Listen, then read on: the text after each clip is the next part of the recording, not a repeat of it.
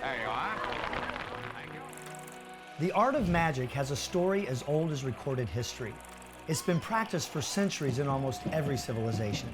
From its earliest roots in religious ritual and tribal shamanism to today's spectacular productions, magic has been a part of every modern culture. It's perhaps one of the oldest of all performing arts. Magicians of the past were an important part of society and significant players in the world of innovation.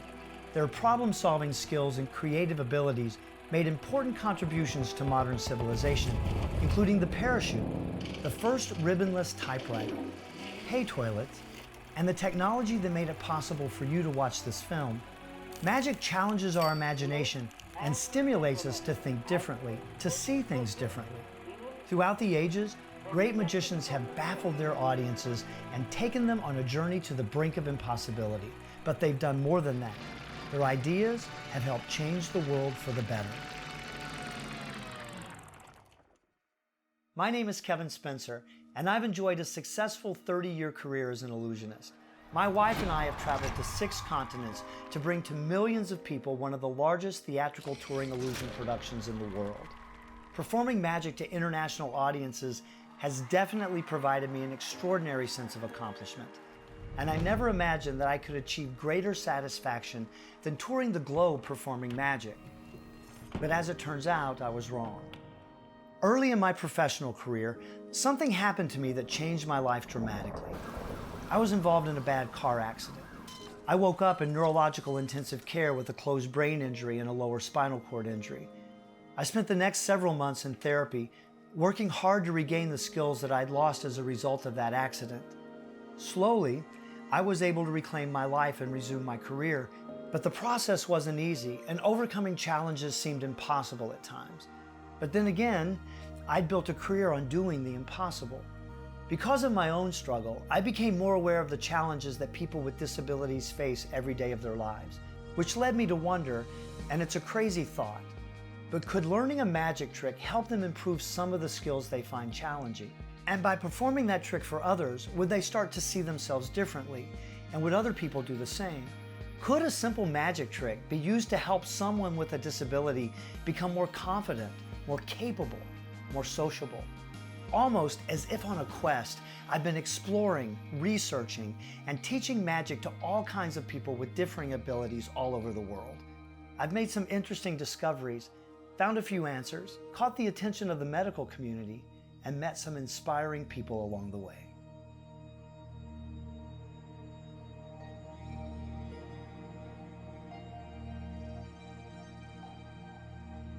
When I went into labor and was admitted into the hospital and examined, the doctor and nurses had this look on their face. I was able to deliver a regular birth, but they took Trent from me immediately. He was blue. The doctor said, your baby has swallowed meconium and we have to make a decision. It's very toxic, and based on the degree and the consistency, it's very bad.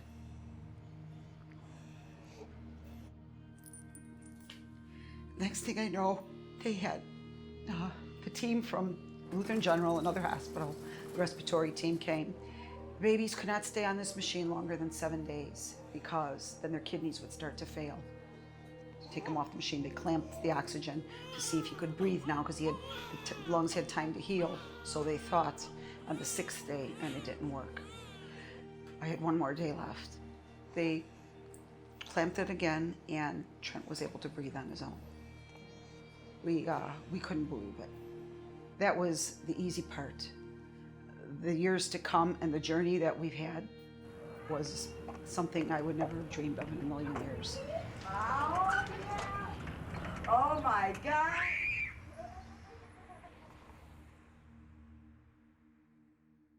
Trent has a series of medical and psychiatric diagnoses as a result of a complicated birth.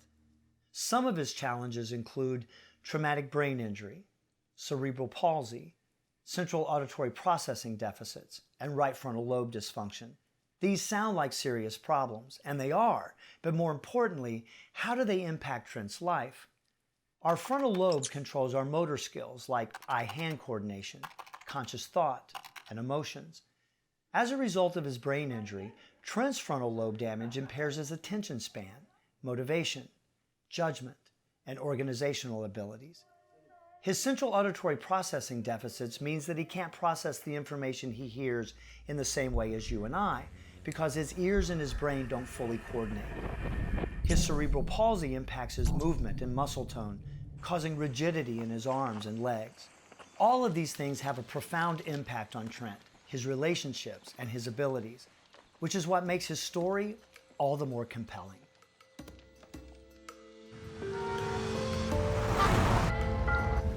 There were challenges from day one. It was difficult. It was very difficult realizing that I wouldn't be showing my son how to throw a football or hit a baseball or any of those things. Well, since I was a baby, I've been going through a lot of therapy, and since I was a baby though, I've been going through a lot of therapy. As I got older and older, I was getting tired of going to therapy, and I wanted to stop it, though, for good.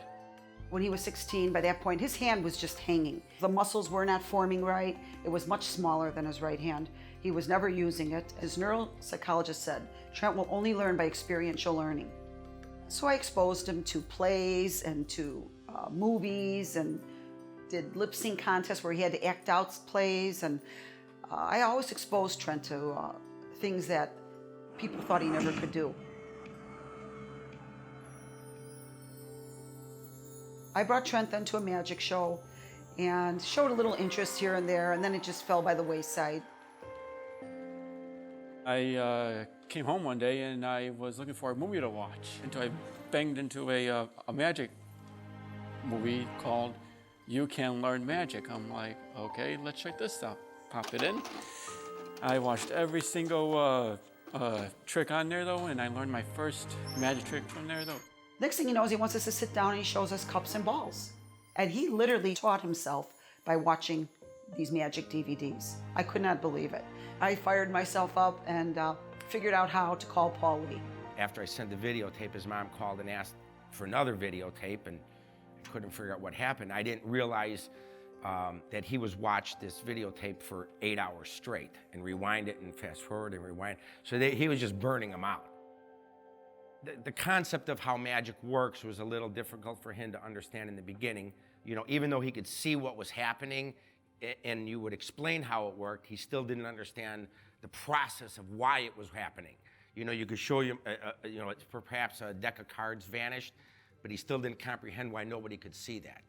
By working with him, and as it went on, he was able to realize that that was what magic was, the part that fooled him. The amazing Trent.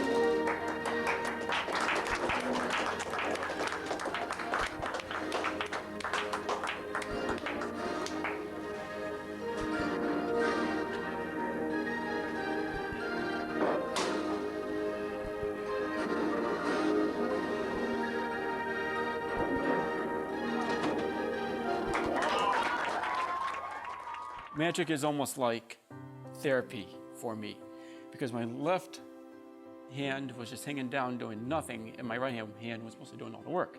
So I learned how to do card magic and hold the deck in my left hand and deal out with my right, or sometimes I can hold the cards in my right hand and deal out with my left. In the beginning, I don't know that he could have held a scarf in his hand. And now he holds a deck of cards in that hand.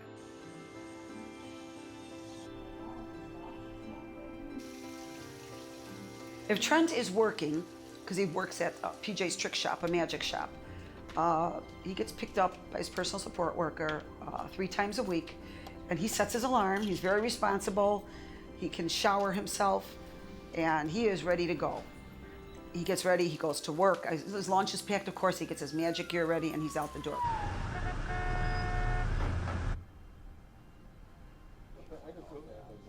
Yeah, I think that'd be perfect. Jumbo decks, yes we do, right over here. Here's my favorite, because I need a new assistant, right? Okay. There you go. After working from there, he has a snack. He sits down back in his magic room, and he's magic till bedtime. Well, till dinner time, actually. from a, shy kid who had a lot of drive. When he fools you or does a trick for you right now, he's like, I gotcha. You know what I mean? It's like, it's in your face. He gives back to the community a lot, and he does get paid for shows. He does birthday parties. We do some special needs schools. Trent's love for magic has motivated him to become more social and given him greater confidence around people. When Trent performs magic, you would never know he's had such a difficult life. We did a show January 21st of 2011, and he in a newspaper article that had happened in December, he said that he wanted a standing ovation.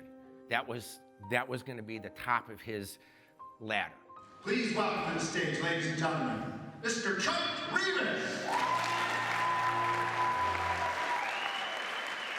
I ran into the audience to watch his show and watch him do the zombie ball. And I can't tell you a day that I've been happier or more filled with joy watching him do that trick. And I ran back before he finished, and he came running back and he's high-fiving me, and he said, I got a standing ovation, reached around and he grabbed me like in a bear hug, and he started jumping, and I thought we were gonna both go down. I had just tears rolling down my eyes because he was just in another world.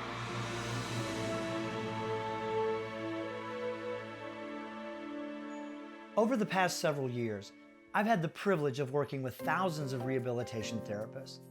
The American Occupational Therapy Association has recognized the use of magic tricks as an authentic method of achieving therapeutic goals, and magic tricks have made a gradual entrance into the medical establishment.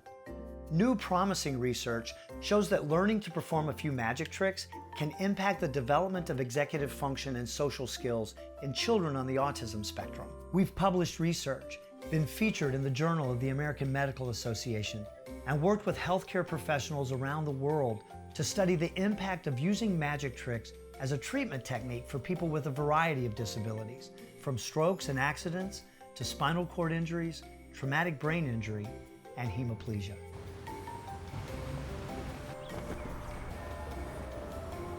The issue for many of these children is because they have a weakness of one hand, it's very difficult to make a movement. So they've often will either avoid using one hand, so in a functional task they may use their teeth as their, to stabilize or put objects between their legs. And so the hand, as a consequence, gets less exercise. The skills required to perform a magic trick are complex on many levels, but there are three things that make it a great therapy tool for children and adults. The first thing is dexterity. In order to perform a magic trick, you've got to be able to manipulate things with your fingers and your hands. As a magician, it's sometimes important for me to draw your attention to this hand so that you're less interested in what I'm doing with this hand. I can do that through a series of moves. Being dexterous is an important part of that process, and practicing a magic trick can help improve dexterity. The second thing is that learning to perform a magic trick can be very motivating. When you explain to a child that practice is an important part of mastering the trick, they understand what that means. But if you were to simply ask them to repeat the same movement over and over again for a couple of weeks, they might not be as motivated.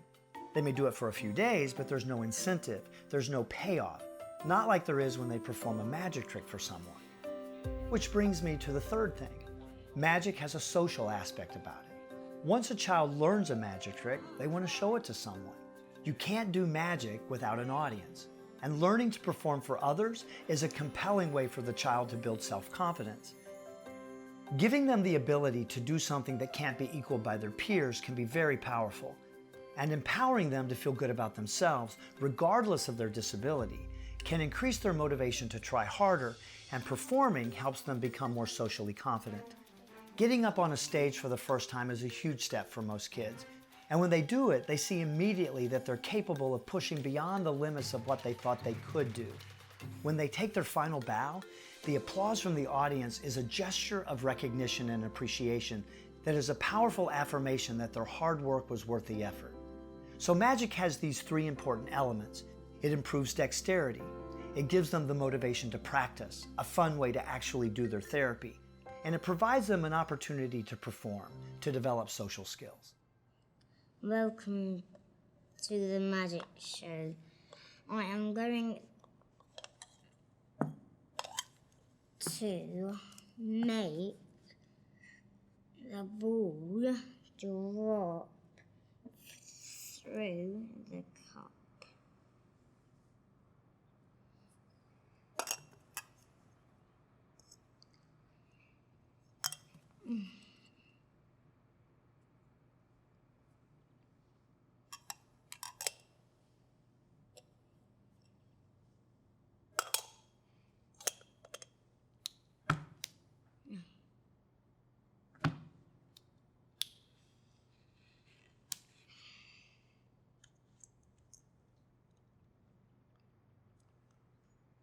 It takes a lot when you're not very good at something to keep practicing, to get better and not just give up.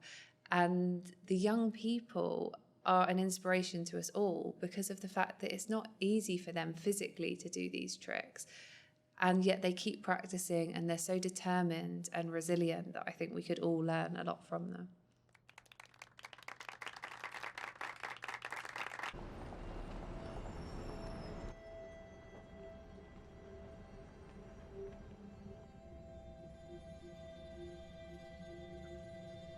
Empty box, and we have here 3 colors: green, yellow, and red. Empty tube. There was so much I didn't think Trent would be capable of doing, and he's proven me wrong a great deal. And place it in. We'll take the yellow, place it in, and the red, place it in. And if it worked, we should have them in that same order: yellow, green, yellow, and red. Let's see. Isn't that amazing, or what? When you see him performing like this and loving every minute of it, and his self-esteem and how he is growing socially, emotionally, he would just appear normal to somebody. All right, something's not right here.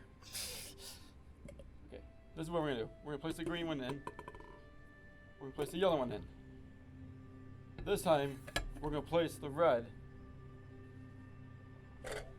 in the box.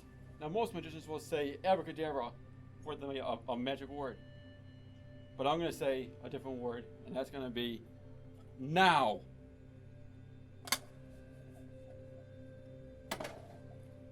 And it should be there. Trent understands that if you want something bad enough, but you have to want it bad, then you'll do it. If there's not that inner need, you won't. And I think Trent just wants to, it's not so much the magic thing, I think he just wants to perform well. And he wants that acclaim, he wants that clapping, that standing ovation, if you will. The art of magic has played an important part of the lives of the people you've met in this film. But there are thousands of others just like them all over the world. The concepts of magic therapy are being used in more than 30 countries, in hospitals, rehab centers, school systems, and special programs that serve people with disabilities. Teaching someone a few magic tricks does more than simply boost their self-esteem and build their self-confidence. As you've seen, the movements required to perform the tricks help them develop and improve the other skills they find challenging. As a magician, I'm considered a master of reality and illusion. It is my job to make things appear differently than they might seem. But that shouldn't be true for people. Those who have disabilities are often thought to be different from the rest of us. They're not. They have hopes and dreams, just like you and me. But their future is often molded by the attitudes and perceptions we have about them. As we've seen, they're remarkable people, capable of accomplishing amazing things when we give them the chance to believe in themselves and pursue their dreams. It's time for all of us to recognize that and start listening to what they have to say to us. My biggest thing for people in society is just to realize that even though everybody can be different, everybody has something about them that's very much the same. You may have to look for it, to find it, but you will find something that links us all. As a global society, We have to start appreciating what they can do and stop focusing on what we believe they can't do. That's going to take some time, but it needs to start now with each one of us. The change has to come from within, not without. And it takes a lot of maturity to have that kind of tolerance and that kind of acceptance of people who are different. It's time to bring them out of the shadows and into the spotlight.